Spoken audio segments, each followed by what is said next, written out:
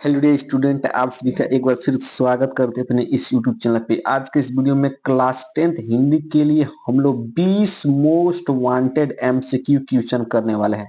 यदि आपने बस इस 10 मिनट के वीडियो को अंत तक देख लिया बाबू, तो यहाँ से आपका 10 नंबर पक्का हो जाएगा, 100% है। क्योंकि ये सभी एमसीक्यू मोस्ट वांटेड एमसीक्यू है बाबू। तो आपको कुछ नहीं करना है, बस इस वीडियो को अंत तक देख लेना है और अपने 2025 एग्जाम में 95 प्लस स्कोर करना है। ठीक है, तो चलिए वीडियो को स्टार्ट करते हैं। और वीडियो को स्टार्ट करने से पहले यदि आप हमारा चैनल पहली बार आए हैं तो चैनल को सब्सक्राइब कीजिएगा, वीडियो को लाइक और एक प्यारा सा कमेंट जरूर करना बाबू।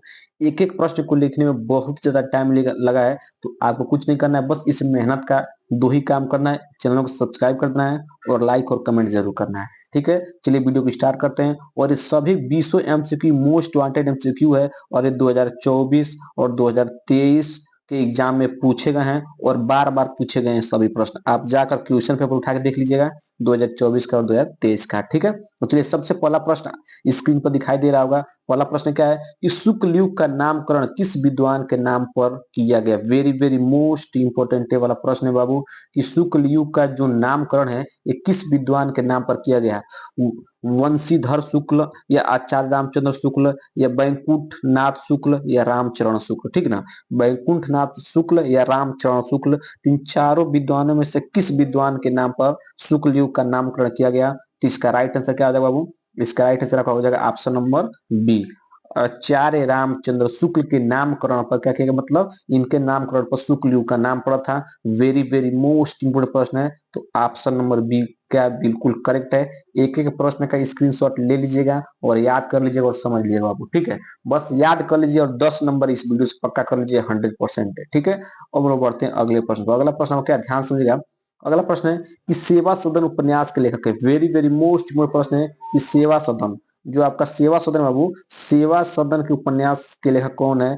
जैनेन्द्र, यशपाल, प्रेमचंद्र या जयशंकर प्रसाद। ठीक है, तो जो आपका सेवा सदन है, जो आपका सेवा सदन है, ये मुंशी प्रेमचंद्र का एक बहुत प्रसिद्ध उपन्यास है। याद रखना, वेरी वेरी मोस्ट इंपोर्टेंट प्रश्न है, ये वायरल प्रश्न है। 2025 का ये वायरल प्रश्न है, 2025 का वायरल प्रश्न है, ये आउट क्वेश्चन हो गया। ठीक है, आउट क्वेश्चन हो गया 2025 में। ठीक है, तो सेवा सदन उपन्यास के कौन है, आपके प्रेमचंद्र जी हैं। ठीक है, अब हम बढ़ते हैं अगले प्रश्न पर, इसका स्क्रीनशॉट जरूर ले लीजिएगा। ठीक है, अब आपका अगला प्रश्न क्या है, अगला प्रश्न है शुक्ल युग के नाटककार, शुक्ल युग के नाटककार निम्नलिखित में से कौन नहीं है। आपको बताना है कि शुक्ल युग के नाटककार में से कौन कौन कोई नहीं है, मतलब कौन नहीं है। राम को सॉरी जयशंकर प्रसाद, डॉक्टर राम कुमार वर्मा, हरिकृष्ण प्रेमी या भारतेंदु हरिश्चंद्र। ठीक है, तो इसमें से एक नाटककार ऐसे हैं जो शुक्ल युग के नहीं है। ठीक है, तो इसका right answer option number D, Bharatendu Harishchandra. Bharatendu Harishchandra क्या है, शुक्ल युग के नाटककार नहीं है। ये भी वेरी वेरी मोस्ट इंपोर्टेंट प्रश्न है, 2024-2023 में दोनों दोनों साल प्रश्न पूछा गया है। ठीक है, तो जरूर से जरूर इसको तैयार कर लीजिए बाबू। ठीक है, अब हम बढ़ते हैं अगले प्रश्न पर, इसका स्क्रीनशॉट जरूर ले लीजिएगा। अगला प्रश्न है कि प्रसिद्ध आत्मकथा क्या भूलू क्या याद करूं। आत्मकथा क्या है, क्या भूलू क्या याद करूं के लेखक हैं। वेरी वेरी मोस्ट इंपॉर्टेंट, इस प्रश्न को लिख लीजिए। और ये 2025 का वायरल क्वेश्चन है, ये भी वायरल क्वेश्चन है और 100% 2025 के एग्जाम में छपेगा कि आत्मकथा क्या भूलू का याद करूं के लेखक कौन है। हरिवंश राय बच्चन जी हैं, डॉक्टर राजेंद्र प्रसाद जी हैं, पांडे बेचन शर्मा उग्र हैं या रामविलास वर्मा है। ठीक है, इसका राइट आंसर क्या हो जाएगा, देखिए सबसे पहले रहेगा कि क्या भूलू क्या याद करूं, क्या भूलू क्या याद करूं, ये एक प्रकार का आत्मकथा है। किस विधा, ये भी पूछ सकता है कि क्या भूलू क्या याद करूं किस विधा की रचना है। तो आपको याद रखना कि आत्मकथा की विधा की रचना है और इसके लेखक कौन है, तो हरिवंश राय बच्चन जी है। कौन है, हरिवंश राय बच्चन। ठीक है, क्या भूलू क्या याद करूं के लेखक कौन है, हरिवंश राय बच्चन है। और किस विधा की रचना है, तो आत्मकथा की विधा की रचना है। बहुत बार ये पूछा गया है क्वेश्चन। ठीक है, तो इससे दो तरह क्वेश्चन आ सकता है कि क्या भूलू के याद करूं किस विधा की रचना है, तो आत्मकथा की विधा की रचना है। और क्या भूलू के याद करूं के लेखक कौन है, तो हरिवंश राय बच्चन जी है।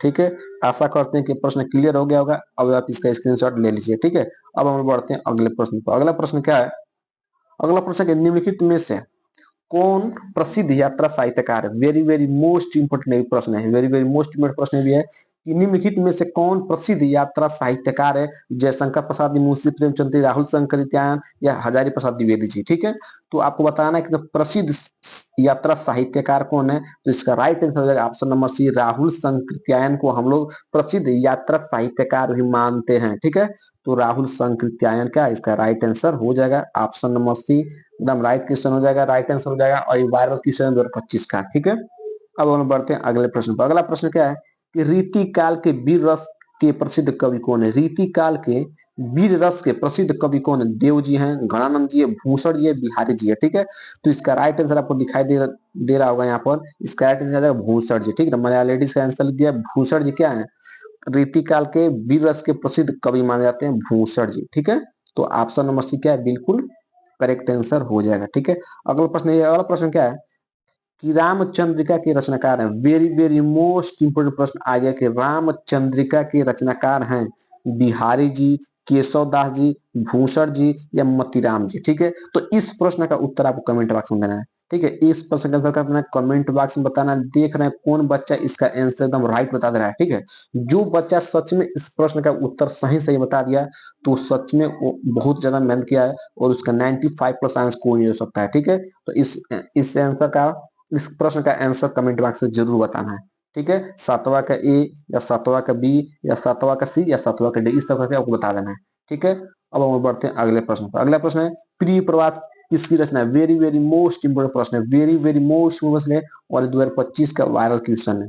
2025 का वायरल क्वेश्चन है कि प्रिय प्रवास किसकी रचना है? जयशंकर प्रसाद की है, श्रीधर पाठक की है, सिया राम शरण गुप्त की है, अयोध्या सिंह उपाध्याय हरिऔध की है। ठीक है, तो इसका राइट आंसर क्या हो जाएगा कि जो आपका प्रिय प्रवास है ये किसकी रचना है? तो इसका right answer option number D, Hariaudh ji के। किसकी है? हरिऔध जी के, अयोध्या सिंह उपाध्याय हरिऔध। ठीक है, इनका शॉर्ट में नाम पढ़ते हैं हरिऔध। ठीक है, ठीक है, तो प्रिय प्रवास की किसकी रचना है? तो आपकी हरिऔध जी की रचना है। ठीक है, इस प्रश्न को जरूर से जरूर क्या कर लीजिएगा, इंपोर्टेंट प्रश्न है। ठीक है, अब हम बढ़ते हैं अगले प्रश्न पर। अगला प्रश्न है कि राम की शक्ति पूजा के रचनाकार है, वेरी वेरी मोस्ट इंपोर्टेंट प्रश्न आ गया कि राम की शक्ति पूजा के रचनाकार हैं सूर्यकांत त्रिपाठी निराला जी, महादेवी वर्मा जी, रामधारी सिंह दिनकर जी या सुमित्रा नंदन पंत जी। ठीक है, तो आपके राम की शक्ति पूजा के रचनाकार कौन है? आपका राइट आंसर है option number D, Sumitranand Pant ji. कौन है? सुमित्रानंद पंत जी है राम की शक्ति पूजा के रचनाकार। कौन है? सुमित्रा नंदन Pant ji. Option number D एकदम राइट आंसर हो जाएगा। ठीक है, अब हम लोग बढ़ते हैं अगले प्रश्न पर। अगला प्रश्न क्या है कि निम्नलिखित में से कौन प्रगतिवादी युग के कवि नहीं है? आपको बताना है कि इसमें कौन ऐसा है जो प्रगतिवादी युग के कवि नहीं है। नागार्जुन है, त्रिलोचन है या केदारनाथ जी हैं या भारतेंदु हरिश्चंद्र जी। ठीक है, तो इसका राइट आंसर क्या है कि जो आपको बताना है प्रगतिवादी युग के कवि नहीं है। ठीक है, तो इसमें से कौन ऐसा है जो प्रगतिवादी युग के कवि नहीं है? इसका राइट आंसर है ऑप्शन नंबर ए, नागार्जुन जी। नागार्जुन क्या है?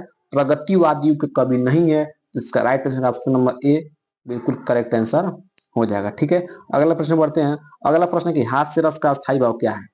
हास्य रस का स्थायी भाव है शोक है, हास्य है, रति है, उत्साह है। ठीक है, तो इसका राइट आंसर क्या हो जाएगा कि जो हास्य रस का अस्थायी भाव है वो क्या होता है? हास होता है। क्या होता है? हास होता है। तो ऑप्शन नंबर बी बिल्कुल क्या है, करेक्ट आंसर हो जाएगा। और इस प्रश्न का आपका एक नंबर में फिक्स कर दे रहा हूँ, 100% है 2025 में ये वाला प्रश्न छप जाएगा। हास्य रस का अस्थायी भाव क्या है? तो हास्य, एक नंबर पक्का कर लीजिए। ठीक है, चलिए अगला प्रश्न बढ़ते हैं। मनहु, मानो, जनु, जानो आदि वाचक शब्द किस अलंकार में प्राय प्रयुक्त होते हैं? वेरी वेरी मोस्ट में प्रश्न है कि मनहु, मानो, जनु, जानो आदि वाचक शब्द किस अलंकार में प्राय प्रयुक्त होते हैं? उत्प्रेक्षा में, रूपक में, उपमा में या यमक में। ठीक है, तो इसका राइट आंसर क्या हो जाएगा कि ये जो भी शब्द आपको ऊपर दिखाई दे रहे हैं, मनहु, मानो, ठीक है, जनु, जानो आदि, ये उत्प्रेक्षा अलंकार में क्या होते हैं? प्राय प्रयुक्त होते हैं। तो राइट आंसर क्या हो जाएगा? ऑप्शन नंबर ए बिल्कुल करेक्ट आंसर हो जाएगा। ऑप्शन नंबर ए क्या है? बिल्कुल करेक्ट आंसर इसका हो जाएगा। कोई दिक्कत नहीं होगा, इस प्रश्न को हर हाल में आपको तैयार कर लेना है। ठीक है, अगला प्रश्न बढ़ते हैं। अगला प्रश्न है कि लिखकर लिखकर लोहित लेख डूब गया दन मणि अहा व्योम सिंधु सखी देख तारक बुध बुध दे रहा, ठीक ना, बुध बुध दे रहा, ठीक है।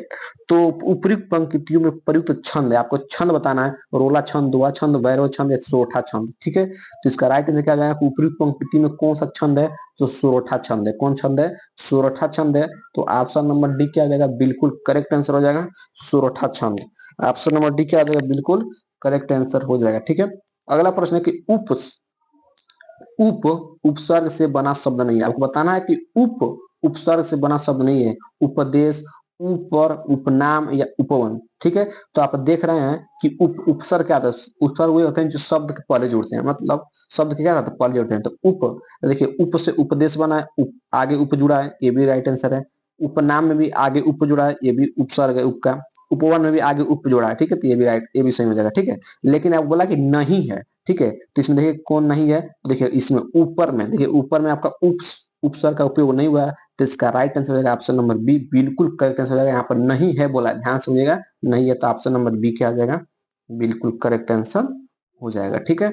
अब हम लोग बढ़ते हैं अगले प्रश्न पर। अगला प्रश्न है कि दैनिक शब्द में किस प्रत्यय का प्रयोग हुआ है। आपको बताना है कि जो दैनिक शब्द लिखा है, जो आपका दैनिक शब्द लिखा है, इसमें किस प्रत्यय का उपयोग हुआ है। तो प्रत्यय क्या होता है, जो शब्द के पीछे जोड़ते हैं, ठीक है।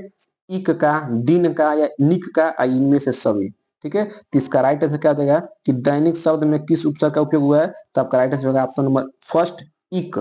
इक प्रत्यय का उपयोग हुआ है, इक प्रत्यय का प्रयोग हुआ है दैनिक शब्द में, ठीक है। तो right answer option number A बिल्कुल करेक्ट आंसर हो जाएगा, ठीक है। अब हम बढ़ते हैं अगले प्रश्न। अगला प्रश्न है त्रिवेणी, त्रिवेणी में कौन सा समास है। आपको बताना है कि त्रिवेणी में कौन सा समास है, द्वंद्व समास है, कर्मधारय समास है, द्विगु समास है या अव्ययी भाव समास है, ठीक है। तो इसका आंसर भी आप कमेंट बॉक्स में बताना है, क्योंकि समास आपने एकदम पढ़ लिया होगा। तो आपको बताना है कि त्रिवेणी में कौन सा समास है। तो मैं हिंट आपको देता हूँ कि न कर्मधारय समास होगा, न अव्ययी भाव समास होगा, ठीक है। इन दोनों में से कोई एक होगा। कमेंट बॉक्स में बताना इसका आंसर 16 का ए या 16 का बी या 16 का सी या 16 का डी, ठीक है। तो इसका राइट आंसर कमेंट बॉक्स में बताना है, ठीक है। अब हम बढ़ते हैं अगले प्रश्न पर। अगला प्रश्न है निम्नलिखित में से गंगा का पर्ववाची नहीं है। आपको बताना है इसमें से कौन ऐसा है जो गंगा का पर्ववाची नहीं है, ठीक ना। भागीरथी, कालिंदी, सुरसरिता या देव नदी, ठीक है। तो आपका इसका भी आंसर आप कमेंट बॉक्स में बताना है, ठीक है। ज्यादा से ज्यादा कमेंट बॉक्स में बताना है, क्योंकि ये सब आप पढ़ चुके होंगे और सभी क्वेश्चन इंपॉर्टेंट है। बताना है कि निम्नलिखित में से गंगा का पर्ववाची कौन नहीं है, तो राइट आंसर आपको बताना है, ठीक है। देख रहे हैं कौन बच्चा सभी प्रश्नों का उत्तर एकदम सही सही दे देता है, ठीक है। अभी तक मैं टोटल 3 आपको एक शब्द दे दिया है कमेंट बॉक्स में बताने के लिए, ठीक है। अब हम बढ़ते हैं अगले प्रश्न। अगला प्रश्न है कि इत्यादि का सही संधि विच्छेद है। आपको बताना है कि इत्यादि का सही संधि विच्छेद है इति प्लस आदि, इत प्लस आदि या इत्य प्लस आदि या इनमें से सभी, ठीक है। तो इसका राइट आंसर क्या हो जाएगा कि इत्यादि का सही संधि विच्छेद क्या है, इति प्लस आदि। ऑप्शन नंबर फर्स्ट क्या है, बिल्कुल करेक्ट आंसर हो जाएगा। ऑप्शन नंबर ए बिल्कुल करेक्ट आंसर हो जाएगा, ठीक है। अब हम बढ़ते हैं अगला प्रश्न। अगला प्रश्न है कि फल शब्द का तृतीय विभक्ति बहुवचन रूप है। फल शब्द का तृतीय विभक्ति बहुवचन रूप है फलम, फले, फलेन, फलय है, ठीक है। तो इसका राइट आंसर क्या होगा कि फल शब्द का तृतीय विभक्ति बहुवचन रूप क्या है, फलय, क्या है, फलय है। तो ऑप्शन नंबर डी क्या है, ऑप्शन नंबर डी बिल्कुल करेक्ट आंसर हो जाएगा बिना किसी दिक्कत के, ठीक है। अब हम बढ़ते हैं अगले प्रश्न पर। अगला प्रश्न है कि हस्तु, हस्तु धातु रूप का एक वचन एवं पुरुष है। आपको बताना कि हस्तु धातु रूप का वचन एवं पुरुष है। तो इसका भी आंसर आपको कमेंट बॉक्स में बताना है, ठीक है। इसका भी आंसर किसमें बताना है, कमेंट बॉक्स में बताना है। टोटल आपको 4 मैंने क्वेश्चन दिया कमेंट बॉक्स में बताने के लिए। जो बच्चा चारों का आंसर सही से बता देगा तो सच में बहुत ज्यादा मेहनत किया है और वो अच्छा नंबर लाएगा हिंदी में, ठीक है। तो देख रहे हैं कौन बच्चा चारों का आंसर सही सही देता है, ठीक है। तो वीडियो कैसा लगा कमेंट बॉक्स में जरूर बताइएगा। बाकी आपको अगला किस सब्जेक्ट का मोस्ट इंपोर्टेंट क्वेश्चन है ये कमेंट बॉक्स में जरूर बताएं, ठीक है।